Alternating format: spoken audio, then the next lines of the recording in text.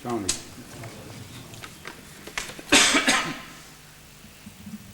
اشهد ان لا اله الا الله وحده لا شريك له واشهد ان محمدا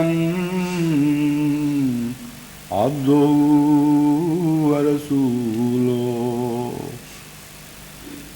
اما بعد فاعوذ بالله من الشيطان الرجيم. بسم الله الرحمن الرحيم. الحمد لله رب العالمين الرحمن الرحيم مالك يوم الدين. إياك نعبد وإياك نستعين. اهدنا الصراط المستقيم صراط الذين أنعمت عليهم غير المغضوب عليهم ولا الضالين.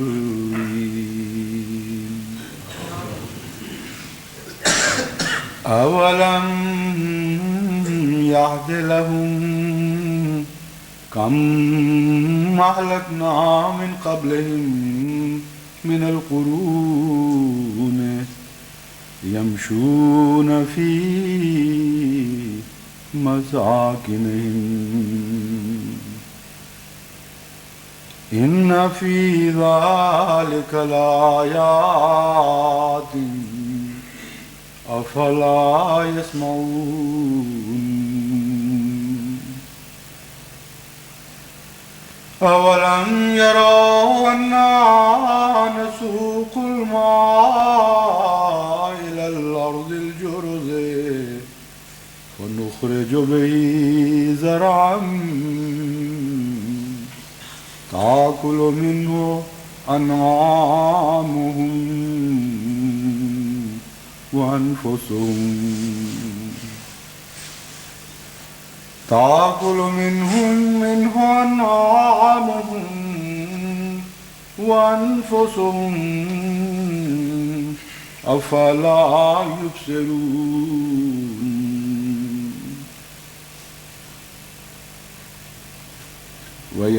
ويقولون متى هذا الفتح إن كنتم صادقين. قل يوم الفتح لا ينفع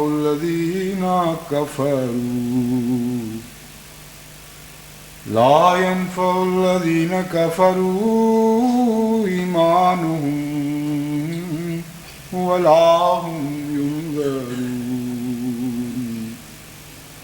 فأعرض عنهم وانتظر إنهم منتظرون.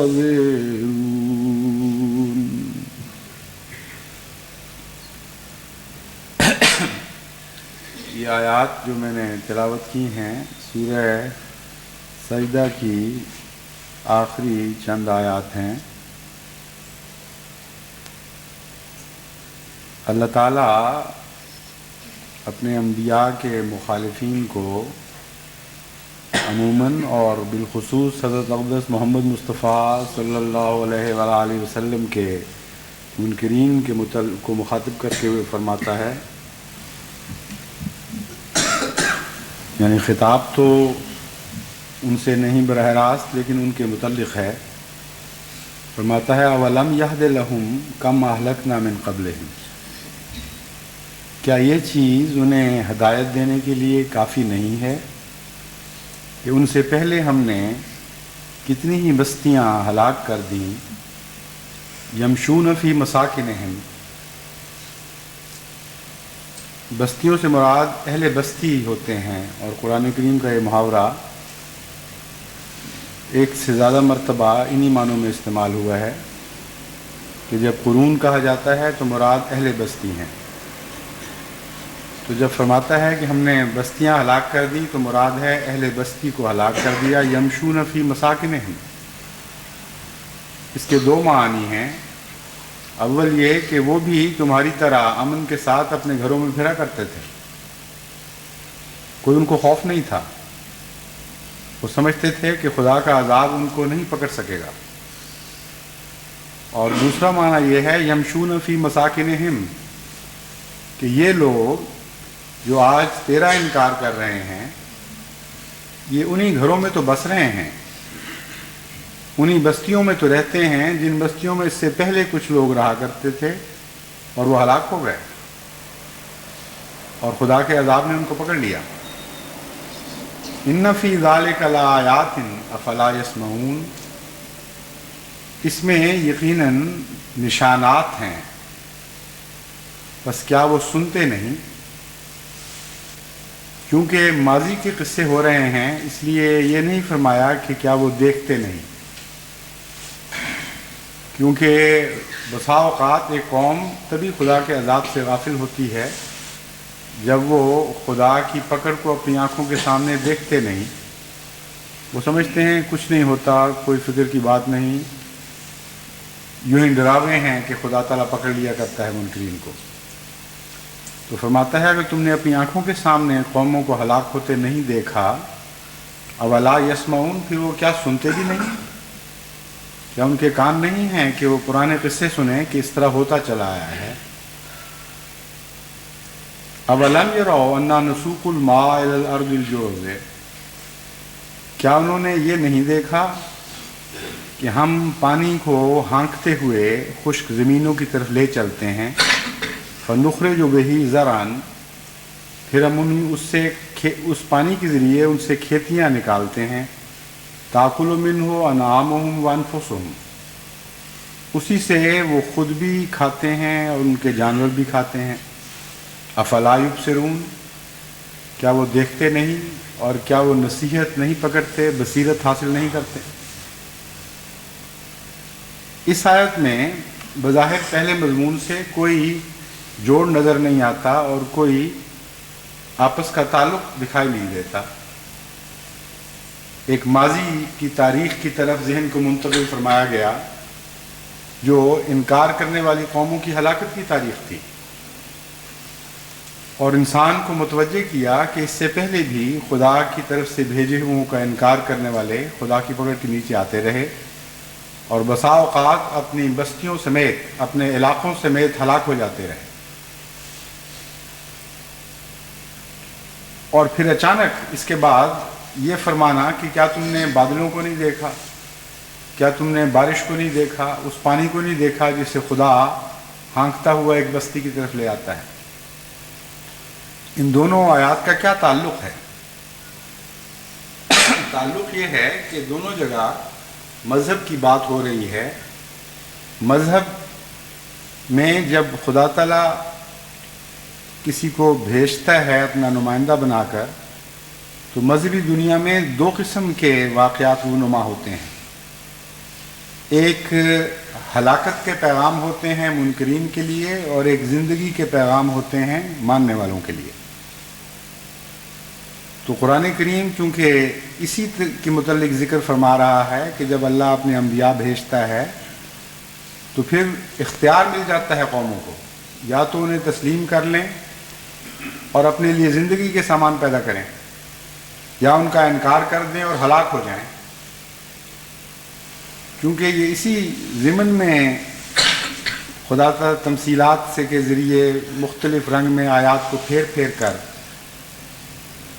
انسان کو متنبع اور متوجہ فرمانا چاہتا ہے، اس لیے ماضی سے اچانک حال میں اور حال میں بھی بظاہر ایک بے تعلق قانون قدرت کی طرف اشارہ کرتے ہوئے ایک مضمون کے نئے جہان میں داخل ہو جاتا ہے، لیکن امر واقعہ یہ ہے کہ مضمون کا کوئی نیا جہان نہیں کھلا، کوئی نیا دروازہ نہیں کھلا، بلکہ وہی مضمون ہے جو جاری ہے۔ اب سوال یہ پیدا ہوتا ہے کہ پہلے قوموں کے لیے ہلاکت کا ذکر کر دیا اور بعد میں زندگی کا،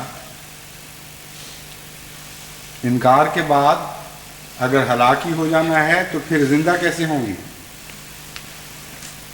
اس میں حکمت کیا ہے؟ حکمت یہ ہے کہ جہاں تک ماضی کا تعلق ہے، ماضی میں جو قومیں مر گئیں اور انکار کی صورت میں ہلاک ہو گئیں وہ تو اب زندہ نہیں ہو سکتی، لیکن اللہ تعالیٰ یہ فرمانا چاہتا ہے کہ یہ کوئی تقدیر مبرم نہیں ہے کہ تم ضرور ہلاک ہو جاؤ، کوئی ایسی لکھی ہوئی بات نہیں ہے جو ٹل نہیں سکتی۔ انبیاء ہلاکت کی خاطر نہیں آیا کرتے، انبیاء تو نئی زندگیاں بخشنے آیا کرتے ہیں۔ جس طرح خدا تعالیٰ پانیوں کو گھیر کے لاتا ہے مردہ زمینوں کی طرف، نبوت تو ایک انعام ہے، وہ مردوں کو نئی زندگی بخشنے کے لیے تم پر کیا جاتا ہے۔ اس لیے اس انعام سے منہ نہ موڑو، کیونکہ اگر تم منہ موڑو گے تو پیچھے دیکھو ماضی میں کیا ہو چکا ہے۔ چنانچہ جو خوف تھا ہلاکت کا، اس میں ایک امید کی روشنی نمودار ہو گئی، ایک دروازہ کھل گیا زندگی کا بھی۔ اور جہاں تک حال کے لوگ مخاطب ہیں ان کو یہی فرماتا ہے، اسی طرح متوجہ فرماتا ہے کہ تم ماضی سے نصیحت تو پکڑو، لیکن تمہارے لیے مایوس ہونے کا کوئی وجہ نہیں، تمہاری ہلاکت یقینی نہیں ہے، کیونکہ نبوت تو زندگی بخشنے کے لیے آیا کرتی ہے۔ تم اس سے وابستہ ہو جاؤ گے تو تم زندہ ہو جاؤ گے۔ اور یہاں ایک اور بہت لطیف مضمون یہ بھی داخل فرما دیا، تاکل منہ انعامہم وانفسہم، کہ جب خدا تعالیٰ کی طرف سے فضلوں اور رحمتوں کا پانی برستا ہے تو صرف انسان ہی فائدہ نہیں اٹھایا کرتے، بلکہ جانور بھی فائدہ اٹھا لیتے ہیں۔ بل ہم کالانعام بل ہم اضل، اللہ تعالیٰ ایک اور جگہ فرماتا ہے منکرین کے لیڈروں کا ذکر کرتے ہوئے کہ وہ انعام کی طرح ہیں، بل ہم اضل، بلکہ ان سے بھی بدتر ہیں، ان سے بھی زیادہ گمراہ ہیں۔ تو مذہبی محاورے میں، خصوصاً قرآنی محاورے میں، انعام یعنی چوپائے کا لفظ ایسے انسانوں کے متعلق بھی بولا جاتا ہے جو سر زمین کی طرف رکھتے ہیں، نظریں زمین کی طرف گاڑے رکھتے ہیں اور آسمان کی طرف نہیں دیکھ سکتے، یعنی کلیتاً ہدایت سے عاری رہتے ہیں۔ تو یہاں چونکہ روحانی ذکر چل رہا ہے اس لیے اس پر غور کرنا ہوگا۔ اس کا کیا مطلب ہے کہ جب ہم پانی لے کر آتے ہیں تو انسان بھی اس سے فائدہ اٹھاتے ہیں اور انعام بھی اس سے فائدہ اٹھاتے ہیں۔ یہ مضمون کئی طرح سے غور کے نتیجے میں انسان پر کھلتا چلا جاتا ہے۔ اول یہ کہ جب خدا تعالیٰ کی رحمت نازل ہوتی ہے تو صرف مومنوں کو فائدہ نہیں پہنچتا، بلکہ ایک ایسا ترشح ہوتا ہے نور کا کہ کل عالم اس سے فائدہ اٹھا جاتا ہے۔ صرف روحانی لوگ ہی نبوت سے فائدہ نہیں اٹھاتے، بلکہ مادی دنیا میں بھی عظیم الشان انقلابات آ جاتے ہیں۔ چنانچہ حضرت مسیح موعود علیہ السلام نے اس مضمون پر روشنی ڈالتے ہوئے فرمایا کہ جب اللہ تعالیٰ نور نبوت کو نازل فرماتا ہے تو مومن تو غیر معمولی فوائد اٹھاتے ہیں، دنیا کے بھی اور آخرت کے بھی، لیکن علوم و فنون کا ایک نیا دور بھی ان کے آنے کے ساتھ شروع ہو جاتا ہے۔ دنیا کی عقلیں روشن ہونی شروع ہو جاتی ہیں، کیونکہ نور نبوت تو ایک شخص پر اترتا ہے اور وہ قوم خصوصیت سے فائدہ اٹھاتی ہے جو اس کو مان جاتی ہے۔ لیکن جس طرح ایک نور کی شعاع صرف اپنے رستے کو روشن نہیں کرتی، بلکہ اس سے روشنی منعکس ہو کر ماحول کو بھی روشن کر دیا کرتی ہے، اس طرح مادی دنیا میں بھی ایک روشنی کا دور شروع ہو جاتا ہے۔ چنانچہ حضرت مسیح موعود علیہ السلام نے فرمایا کہ ہر بڑی نبوت کے ساتھ جو خاص ایک اہمیت رکھتی ہو، علوم و فنون کے نئے دور میں انسانیت داخل ہو جاتی ہے۔ حضرت صلی اللہ علیہ وآلہ وسلم جب تشریف لائے تو یہ آپ ہی کے نور کی بدولت تھا کہ ساری دنیا میں ایک علم کی روشنی پھیلی ہے، اور براہ راست پہلے مسلمانوں کے ذریعے پھیلی ہے، اور یہ انہی کا فیض تھا جس نے یورپ کو بھی روشن کیا ہے، جس نے مشرق کو بھی روشن کیا اور مغرب کو بھی روشن کیا۔ تو فرمایا انعامہم، ان کے انعام بھی اس سے فائدہ اٹھاتے ہیں، یعنی وہ جانور جو یہ عقل نہیں رکھتے کہ وہ خدا کے پیغام کو سمجھ سکیں، نور نبوت سے استفادہ کر سکیں براہ راست، یہ ایسی نعمت ہے، ایک ایسی رحمت ہے اللہ کی کہ اس کے نتیجے میں عام روشنی پھیل جاتی ہے، عام زندگی بھی ایک عطا ہوتی ہے، جس سے انسان تو انسان انعام بھی فائدہ اٹھا جاتے ہیں۔ تو ایک تو یہ مضمون نظر آتا ہے۔ دوسرے انعام میں بدترین انعام وہ ہوتے ہیں جو سمجھتے نہیں، دیکھتے نہیں، اور مخالفت میں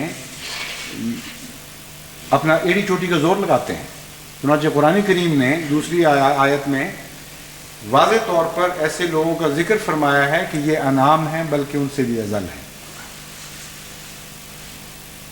چنانچہ یہ انعام بھی فائدہ اٹھا جاتے ہیں اور ان کو بھی رزق ملتا ہے، اگرچہ بظاہر انکار کے نتیجے میں رزق مل رہا ہوتا ہے، لیکن مادی رزق اللہ تعالیٰ کے معاملے میں اللہ تعالیٰ ان سے بھی کوئی کنجوسی نہیں کرتا۔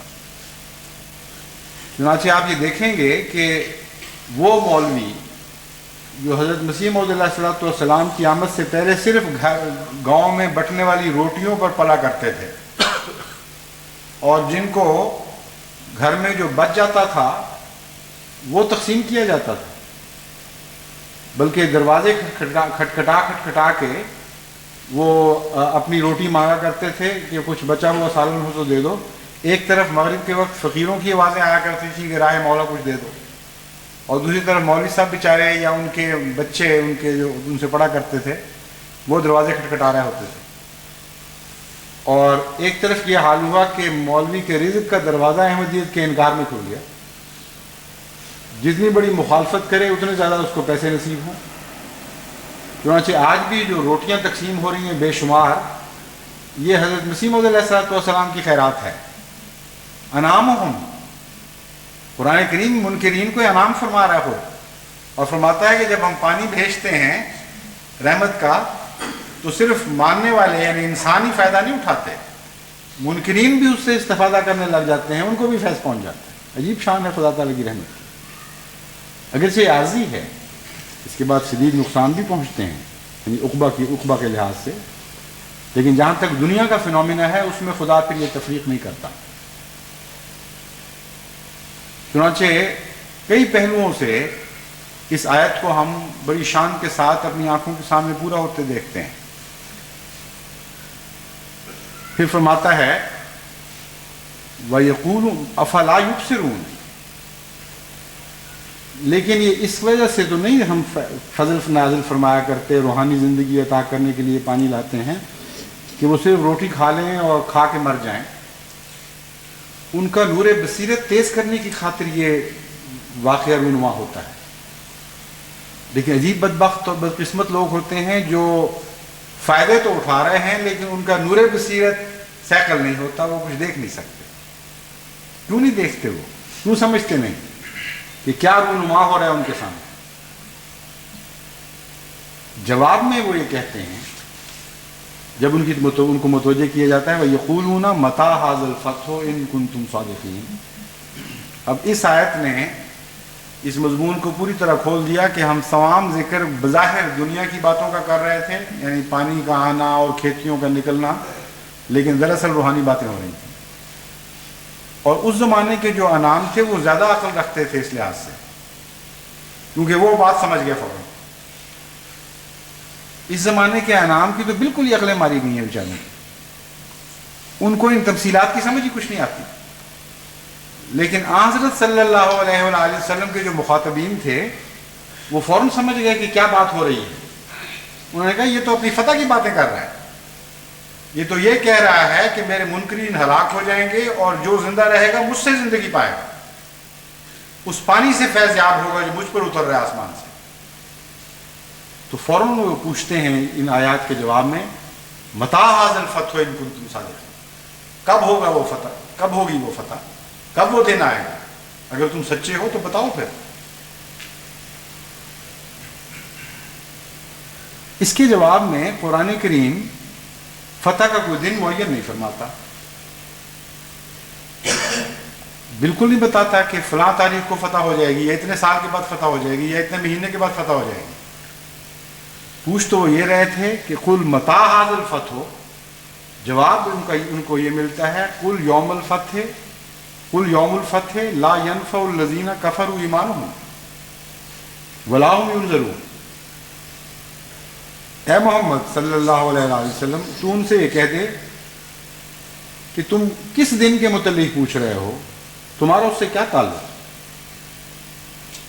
کیونکہ جس دن فتح کا وقت آئے گا اس دن وہ لوگ جو اس سے پہلے انکار کر چکے ہیں ان کو ان کا ایمان کوئی فائدہ نہیں دے گا۔ ولا هم ینذرون، اور کچھ ان میں سے ایسے ہوں گے جو پکڑے جائیں گے اور ایمان لائیں گے بھی تو بچ نہیں سکیں گے اس ایمان کے نتیجے میں، کیونکہ وہ اپنی شرارتوں میں اس سے پہلے حد سے بڑھ چکے ہوں گے۔ تو فرمایا تمہیں تو یہ پوچھنے کا حق ہی نہیں کہ فتح کب ہوگی، جہاں تک تمہارا تعلق ہے تمہیں وہ دن کوئی فائدہ نہیں پہنچائے گا۔ چنانچہ آج بھی اسی قسم کی باتیں بکثرت پاکستان میں ہو رہی ہیں اور لوگ مجھے لکھتے رہتے ہیں، بعض بڑے لوگ، بعض دنیا کی نظر کے چھوٹے لوگ، کچھ درمیانے، سبھی یہ سوال کر رہے ہیں احمدیوں سے کہ تم ہمیں یہ بتا دو کہ فتح کب ہوگی، اور اگر ہو گئی تو پھر ہم ایمان لے آئیں گے۔ یعنی اس میں پاکستان کے تمام طبقات شامل ہیں اس بات میں، اور بکثرت شمال سے لے کے جنوب تک اور مشرق سے مغرب تک ہر جگہ یہ سوال ہو رہے ہیں۔ عامت الناس جو مولوی نہیں ہے اس کو تو سمجھ آنے لگ گئی ہے کہ کوئی واقعہ ہو رہا ہے ہمارے سامنے، اور ان کو یہ بھی پتہ چل گیا ہے کہ اس دفعہ اگر خدا تعالیٰ نے جماعت احمدیہ کے معاندین کو رسوا اور ذلیل کیا تو یہ یقیناً احمدیت کی وجہ سے ہوگا۔ جہاں تک ہمارا زور چلتا تھا ہم تو لگا بیٹھے، ہم تو کچھ نہیں کر سکے، اتنی بصیرت ان میں ضرور پیدا ہو چکی ہے۔ اور وہ اگلا سوال کرتے ہیں اب ہمیں یہ بتا دو کہ کب فتح ہوگی، پھر اگر ہو گئی اس دن یا اس مہینے میں یا اس سال میں تو پھر ہم ایمان لے آئیں گے۔ اللہ تعالیٰ فرماتا ہے جب فتح کا دن آئے گا لا ینفع الذین کفروا، فتح سے پہلے جو منکر ہو چکے تھے، جو انکار کر چکے تھے، ان کو فتح کے دن کوئی فائدہ نہیں پہنچائے گا، ان کا ایمان لا طائل ہوگا، بیکار اور بے فائدہ ہوگا۔ سوال یہ ہے کہ ایمان فائدہ کیوں نہیں پہنچائے گا؟ ایک آدمی فتح دیکھ کر ایمان لے آتا ہے تو اس کو ایمان کو تو فائدہ پہنچانا چاہیے بظاہر۔ اس سے مراد وہ لوگ نہیں ہیں جو فتح کے بعد قدرتی طور پر طبعاً اپنے نفس کی شرافت کی وجہ سے خدا تعالیٰ کے نشانات دیکھ کر ایمان لاتے ہیں، بلکہ یہاں مراد وہ لوگ ہیں جو غلبے کے پجاری ہوتے ہیں اور غلبے کی عبادت کرتے ہیں۔ اس سے پہلے ان کو نشانات نظر آ چکے ہوتے ہیں صداقت کے۔ یہ جو سوالات دل میں اٹھتے ہیں یہ سوالات اس لیے اٹھتے ہیں کہ دل کے اندر ان احساس پیدا ہو چکا ہوتا ہے کہ ہے جماعت سچی، لیکن منتظر رہتے ہیں کہ جب غلبہ ہوگا تب ہم شامل ہوں گے، اس وقت فوائد اٹھائیں گے، اب مصیبت میں پڑنے کی کیا ضرورت ہے۔ تو اول تو ایسی صورت میں اللہ تعالیٰ کے اوپر ان کا کوئی اجر نہیں ہے، وہ اپنے نفس کی پہلے بھی عبادت کرتے رہے، بعد میں بھی نفس ہی کی عبادت کریں گے جب وہ ایمان لائیں گے۔ پہلے بھی غالب خداؤں، دنیا کے غالب لوگوں یعنی جھوٹے خداؤں کی عبادت کیا کرتے تھے، بعد میں بھی غالب آنے پر بھی سچے خدا کو پہچانیں گے، مگر اس لیے نہیں کہ وہ خدا ہے، اس لیے کہ وہ غالب آ گئے ہم کی نظر۔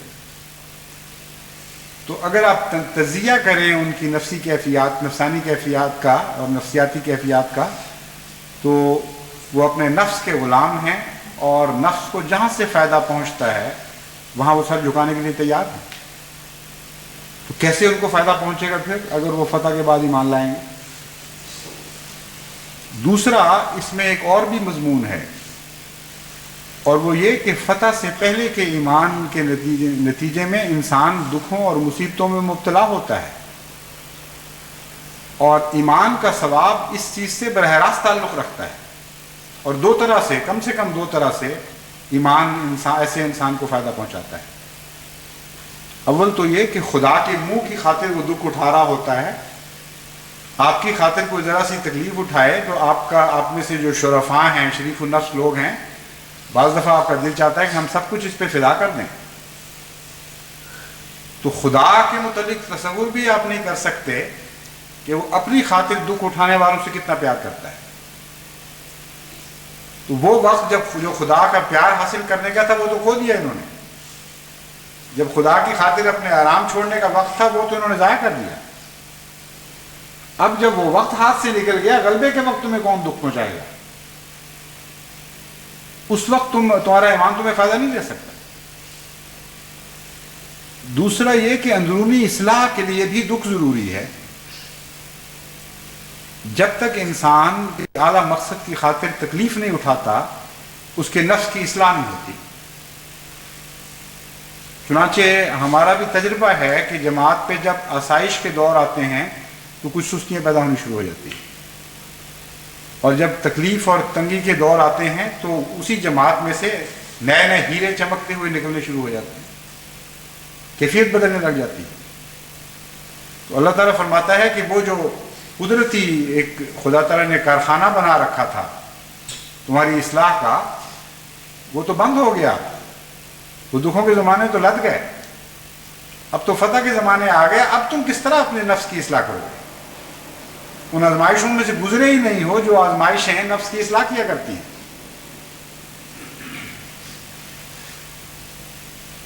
وَلَا هُمْ يُنظَرُونَ، اور پھر بہت سے ان میں سے ایسے بھی ہوں گے جن کو مہلت نہیں دی جائے گی،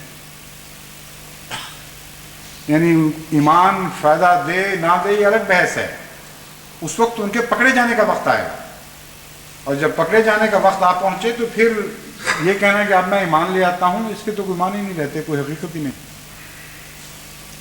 فَأَعْرِضْ عَنْهُمْ، اس لیے اے محمد صلی اللہ علیہ وآلہ وسلم ان سے اعراض فرما، اور وہ جو فتح کا دن پوچھتے ہیں ان کو صرف اتنا جواب دے وَانْتَظِرْ، ان کو یہ جواب نہ دے کہ کب دن آئے گا، ان کو صرف اتنا کہنا کافی ہے کہ تمہیں وہ دن فائدہ نہیں پہنچائے گا۔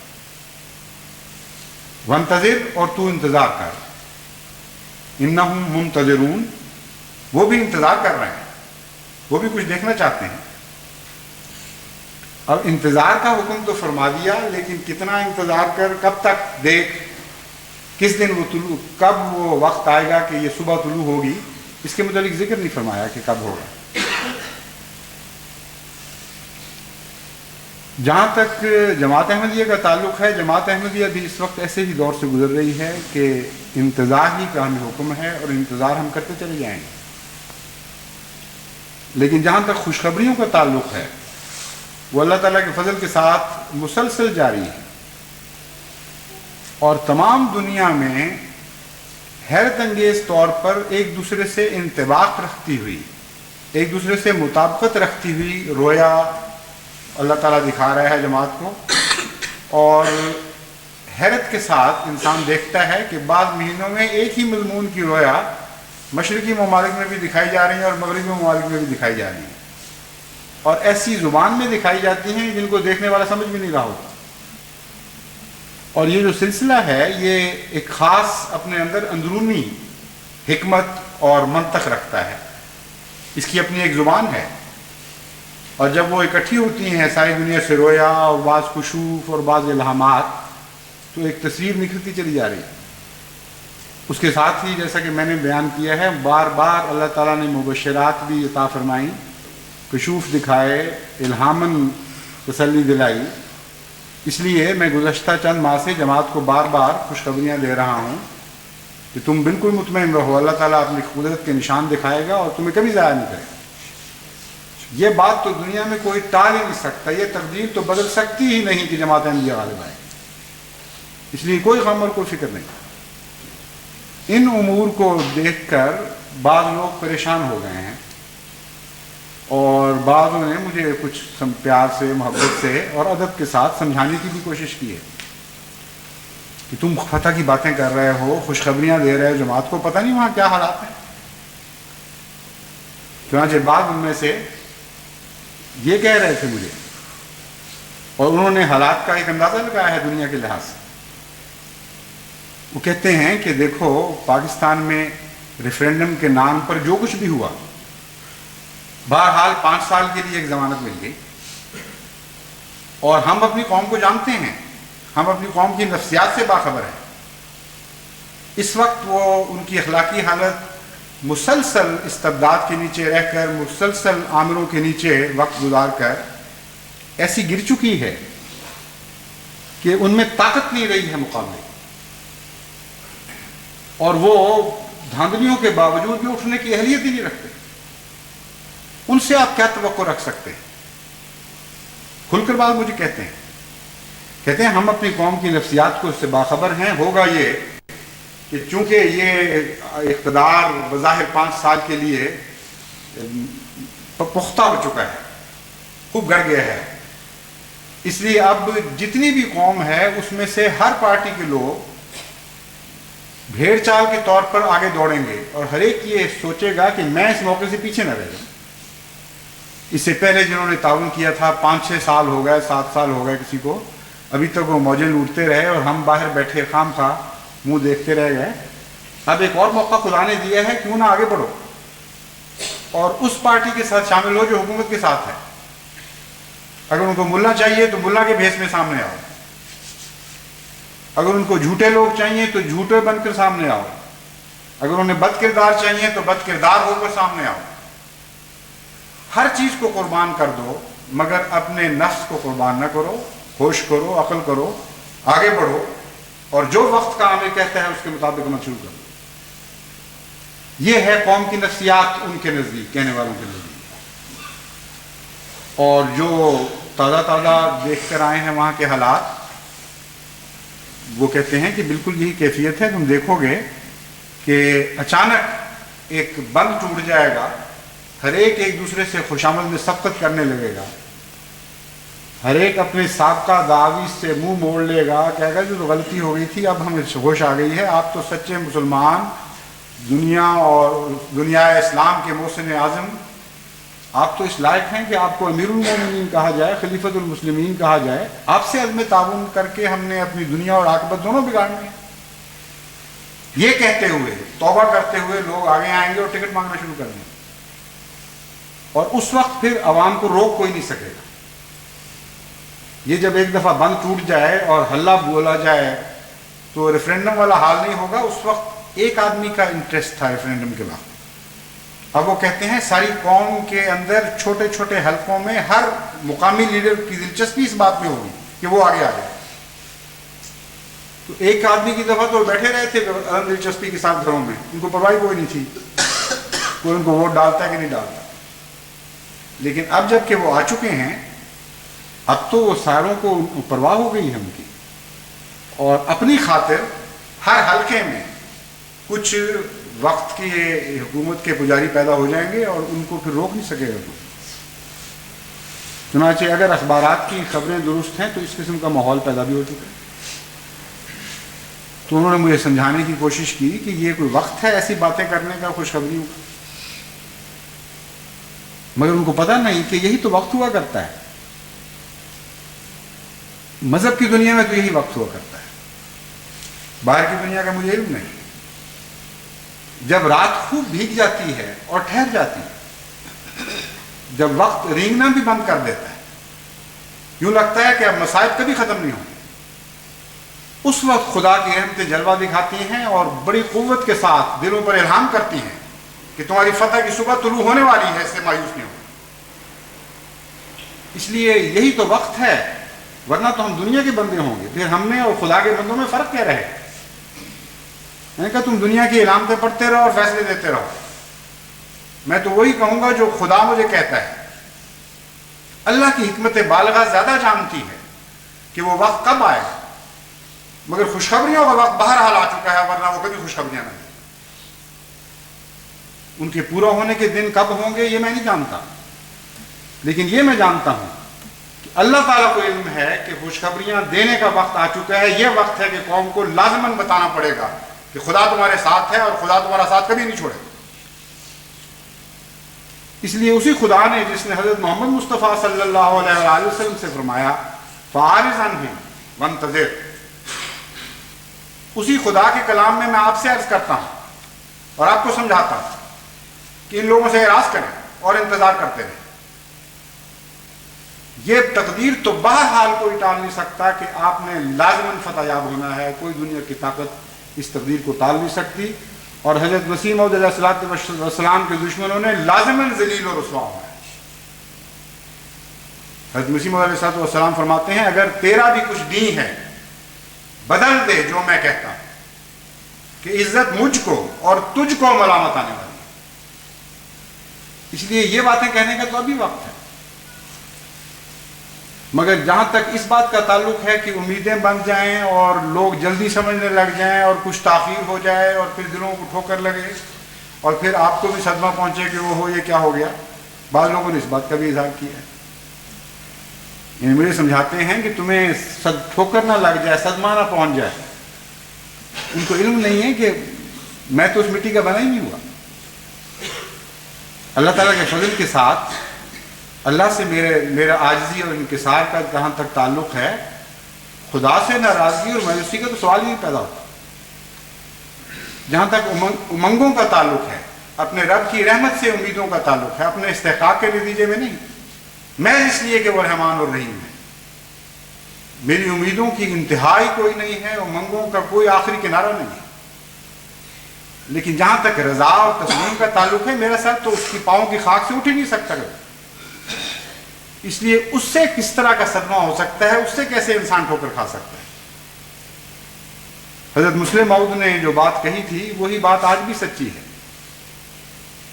آپ فرماتے ہیں وہ میرے دل کو چٹکیوں میں مل مل کر یوں فرماتے ہیں، عاشق بھی کبھی معشوق کا شکوہ اپنی زبان پر لاتے. میں ان کے پاؤں چھوتا اور دامن چوم کے کہتا دل آپ کا ہے، جہاں آپ کی، پھر آپ یہ کیا فرماتے ہیں؟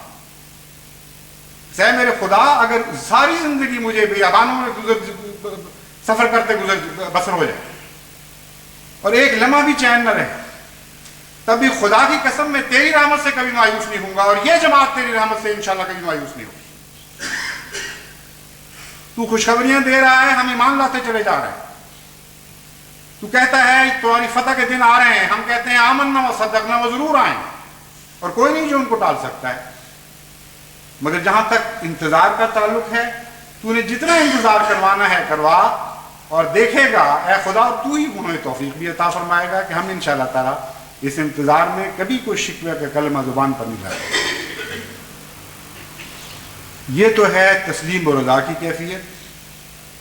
اور جہاں تک امنگوں اور امیدوں کا تعلق ہے، ان میں ایسی سربلندی خدا نے بخشی ہے کہ کوئی دنیا کی طاقت ان کا سر جھکا ہی نہیں سکتی، ناممکن.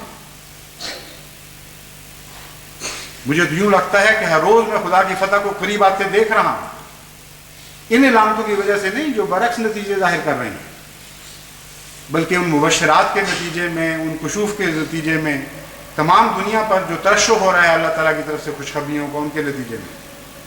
اس لیے میں امید یہ رکھتا ہوں خدا سے کہ ہم لوگ زندہ رہیں گے جب خدا تعالیٰ کی طرف سے عظیم الشان معجزات کو رونما ہوتے دیکھیں گے اور احمدیت کے دشمنوں کو خائب و خاسر اور ناکام اور یقیناً نامراد ہوتے دیکھیں. لیکن اگر اس کی تقدیر نے کچھ اور فیصلہ فرمایا ہے، اگر لمبی آزمائش کے دن ہیں اور بہت بڑی بڑی فتوحات نے بعد میں آنا ہے، تو ہم تو کم فہم لوگ ہیں، ہم تو اس کی تقدیر کے اندرونی معاملات کو سمجھ نہیں سکتے. اتنا یقین ہے کہ جس کے ہاتھ میں ہم نے ہاتھ دیا ہے وہ کبھی ہمیں نامراد اور ناکام نہیں چھوڑے گا. وہ ایک یقینی ہاتھ ہے جو کبھی بھی اس کو جو امید کے ساتھ اور محبت اور یقین کے ساتھ تھامتا ہے اسے کبھی بھی رسوا اور نامراد نہیں کیا کرتا.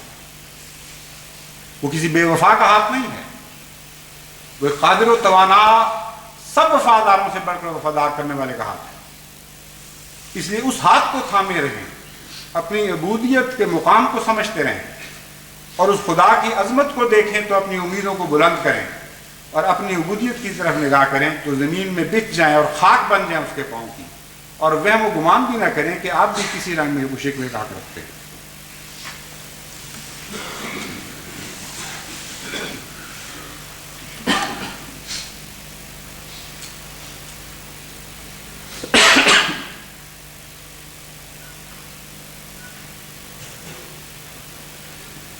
الحمد لله نحمده ونستعينه ونستغفره ونؤمن به ونتوكل عليه ونعوذ بالله من شرور أنفسنا ومن سيئات أعمالنا. من يهده الله فلا مضل له ومن يضلله فلا هادي له ونشهد أن لا إله إلا الله وحده لا شريك له ونشهد أن محمدا عبده ورسوله. عباد الله رحمكم الله إن الله يأمر بالعدل والإحسان وإيتاء ذي القربى وينهى عن الفحشاء والمنكر والبغي يعظكم لعلكم تذكرون. اذكروا الله يذكركم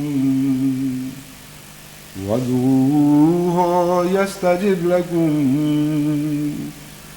ولذكر الله أكبر.